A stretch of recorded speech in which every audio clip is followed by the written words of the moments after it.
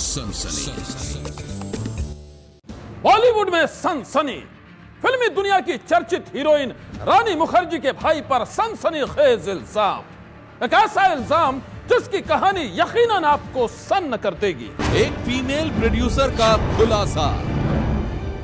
उन्होंने एक आइसोलेटेड से जगह पे गाड़ी रोक दी और मुझसे कहने लगे कि आप फिल्म की कहानी सुनाइए। तो जब मैंने एक लाइन ही सुनाया था तो उन्होंने वो बदतमीजी पे उतर आए। रानी के नाम पर कास्टिंग काउच।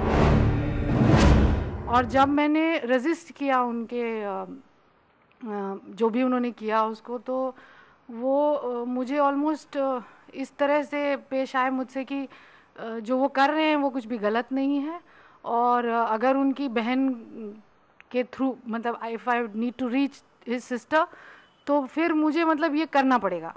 रानी के भाई पर सनसनीखेज इल्जाम। थोड़ी सी मतलब टसल हुई गाड़ी में, चूंकि वो फिजिकली मुझे ओवर पार करने की कोशिश कर रहे थे। कार, कहानी और कास्टिंग काउच। फिल्मी दुनिया, ग्लैमर की दुनिया, एक ऐसी रंगीन दुनिया जहां वो फीमेल प्रोड्यूसर नाम कमाना चाहती थी। रानी मुखर्जी को लेकर सुपरहिट फिल्म बनाना चाहती थी, लेकिन अब उसकी कहानी सुनकर पूरे बॉलीवुड में मच गया है हड़कंप। एक स्क्रिप्ट राइटर का सनसनीखेज इल्जाम। मैंने एक लाइन ही सुनाया था तो उन्होंने वो बदतमीजी पे उतर आए। रानी मुखर्जी के भाई पर इल्जाम।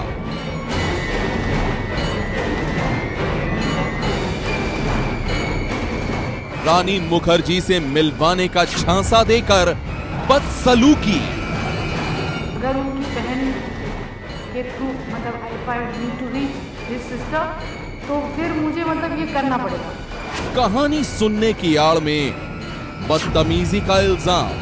और मैं उनसे मिली 4 बंगले पे और मैं उनकी गाड़ी में बैठी और आधे किलोमीटर से भी कम पे एक कॉफ़ी शॉप है जहाँ मैंने उनको कहा कि यहाँ बैठते हैं, तो उन्होंने कहा कि नहीं आगे एक और है। तो हम थोड़ा आगे बढ़े और फिर वो थोड़ा सा आगे बढ़ के उन्होंने एक आइसोलेटेड से जगह पे गाड़ी रोक दी और मुझसे कहने लगे कि आप फिल्म की कहानी सुनाइए। तो मैंने उनको कहा कि फिल्म की कहानी मैं इस तरह नहीं सुनाऊंगी, तो हम किसी और समय मिलते हैं। आई एम श्योर आप बहुत बिजी हैं, तो इतनी हड़बड़ी नहीं है, हम बाद में मिल लेंगे। पुलिस के मुताबिक राजा मुखर्जी एक प्रोड्यूसर हैं। वो आंचल और किसी की नजर ना लगे जैसे टीवी शोज बना चुके हैं। इन पर इल्जाम लगाने वाली लड़की भी फिल्म प्रोड्यूसर और स्क्रिप्ट राइटर है। तो उन्होंने इंसिस्ट किया कि नहीं आप सुनाइए। तो जब मैंने एक लाइन ही सुनाया था तो उन्होंने वो बदतमीजी पे उतर आए। और जब मैंने रेजिस्ट किया उनके जो भी उन्होंने किया उसको, तो वो मुझे ऑलमोस्ट इस तरह से पेश आए मुझसे कि जो वो कर रहे हैं वो कुछ भी गलत नहीं है, और अगर उनकी बहन के थ्रू मतलब if I need to reach his sister तो फिर मुझे मतलब ये करना पड़ेगा। इस लड़की की माने तो रानी मुखर्जी के भाई राजा मुखर्जी की उस शर्मनाक हरकत से ये सन्न रह गई। इसने किसी तरह खुद को राजा मुखर्जी के चंगुल से आजाद करवाया। इसका इल्जाम है कि इसने राजा को धमकी दी कि वो पुलिस के सामने उसकी घिनौनी करतूत का खुलासा करेगी, तो राजा डर गया। उसने इसके मोबाइल पर मैसेज भेजकर माफी भी मांगी। मैं गाड़ी से उतरी और मैं गाड़ी से उतर के जब जाने लगी तो उन्हें ये शायद लगा कि मैं कोई एक्शन ले सकती हूँ, क्योंकि मैंने उन्हें कहा भी कि जो आपने किया है वो गलत किया है और आपको इसका जवाब देना पड़ेगा। और ये कह के मैं गाड़ी से ऑलरेडी उतर चुकी थी जब मैंने ये कहा, और फिर मैं जा रही थी और मैं पैदल जा रही थी और 1 मिनट के बाद से उनका मिस्ड कॉल आना शुरू हो गया। इस इंसिडेंट मेरे गाड़ी से उतरने के 1 मिनट बाद से उनके करीब 25 मिस्ड कॉल आए मुझे, और चूंकि मैं फ़ोन नहीं उठा रही थी तो हर 5 मिनट पे एक मैसेज आ रहा था। और अगर आप मैसेजेस का सीक्वेंस देखेंगे तो पहला जो मैसेज है वो इस तरह का है कि मतलब सब बढ़िया है, अच्छा है, हम मिले, बातें की हमने। फिर जब मैंने उसका जवाब नहीं दिया तो शायद उन्हें डर लगा, तो फिर उसके बाद सारे मैसेजेस अपॉलॉजी के हैं और ये हैं कि मैंने जो किया वो गलत किया और तुम्हें शायद बुरा लगा होगा, लेकिन मैं इतना बुरा इंसान नहीं हूँ और तुम मुझे माफ़ कर दो। इस तरह के मैसेजेस आते रहे काफ़ी टाइम तक और मिस्ड कॉल्स आते रहे। इस मामले में खास बात यह है कि जब रानी मुखर्जी के भाई राजा मुखर्जी को गलती का एहसास हुआ, तब उन्होंने इस पीड़ित महिला को SMS के जरिए माफी मांगने की भी कोशिश की, लेकिन तब तक बहुत देर हो चुकी थी। इसका कहना है कि इसने फैसला कर लिया था कि ये राजा को उसके किए की सजा दिलाकर रहेगी, इसलिए इसने पुलिस को सारी कहानी सुना डाली। इसकी शिकायत पर पुलिस ने मामला दर्ज कर राजा मुखर्जी को गिरफ्तार कर लिया। वो केस दर्ज होने के बाद उसको हमने रात को लेके आके मेडिकल वगैरह करके अरेस्ट ये केस में किया है। दफा 363 354 के अनुसार गुना दाखिल किया है। बाद में पुलिस ने राजा मुखर्जी को अदालत में पेश किया और फिर जमानत मिलने पर उन्हें रिहा कर दिया गया। जाहिर सी बात है, इस वाकये से एक बार फिर बॉलीवुड पर एक और कास्टिंग काउच का दाग लग गया है। सनसनी के लिए मुंबई से सुबोध मिश्रा की रिपोर्ट।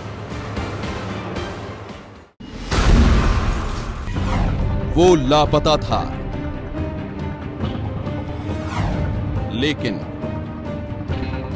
उसकी झूठी कहानी पर हुआ बवाल।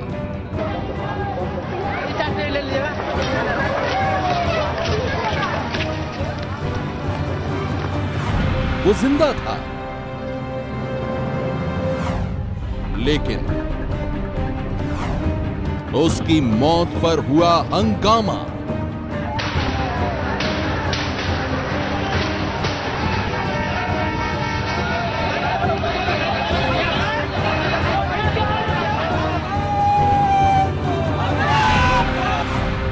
वो सही सलामत था, लेकिन उसकी हत्या पर मचा घमासान।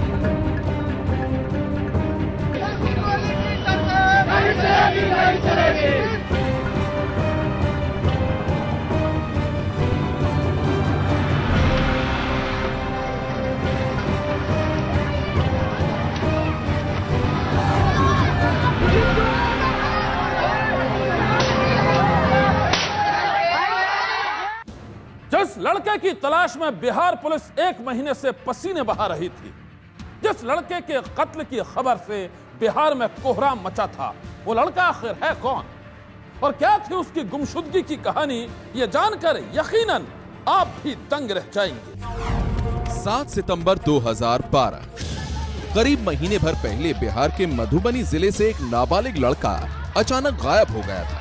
लड़के के घर वालों ने काफी खोजबीन की, लेकिन उसका कहीं पता नहीं चला। घर वालों को शक था कि लड़के का किसी ने अपहरण कर दिया और उन्होंने मधुबनी के एक पुलिस स्टेशन में मामला दर्ज भी करवा दिया।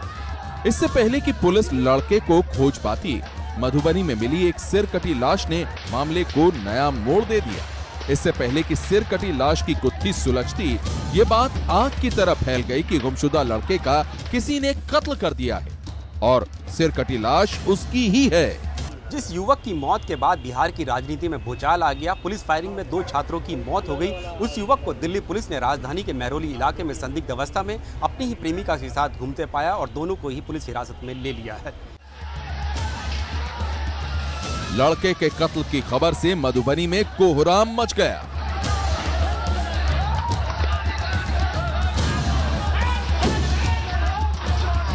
विरोध प्रदर्शन के बीच तोड़फोड़ और आगजनी शुरू हो गई।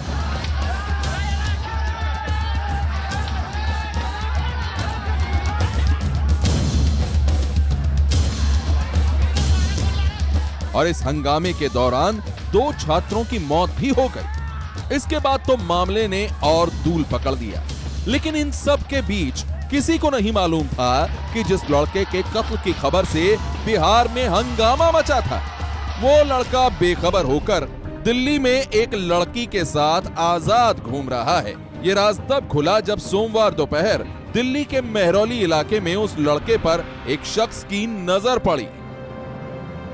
हमारे साथ खुद मौजूद हैं एमएन झा साहब, उनसे बात करते हैं। एमएन झा साहब, कैसे आपने उन दोनों लड़का लड़की को पहचाना, कैसे आपको शक हुआ कि ये दोनों लड़का लड़की वही हैं जिनकी वजह से थे ना? ये वस्त्र बिल्कुल ऐसा था, ऐसा लग रहा था जैसे मैले हैं और स्वरूप से लग रहा था किसी अच्छे परिवार के हैं, और ये खबर तो आ ही रही थी।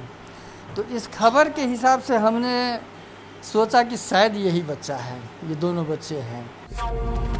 दिल्ली के मेहरौली इलाके में मिले लड़के की खबर फौरन बिहार पुलिस तक पहुंचाई गई। बिहार पुलिस के डीजीपी साहब ने लड़के से फोन पर बात की और सारी कहानी खुलती चली गई। पुलिस की पूछताछ में पता चला कि मधुबनी से गायब लड़का जिस लड़की के साथ दिल्ली आया है वो लड़के की प्रेमिका है।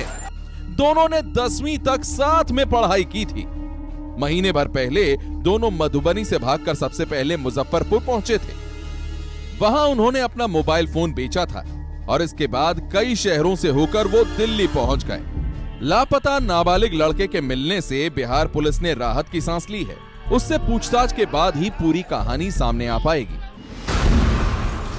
सनसनी में आज बस इतना ही। आप रहिएगा होशियार। सन्नाटे को चीरती सनसनी कल फिर देगी दस्तक आपकी दहलीज पर। सनसनी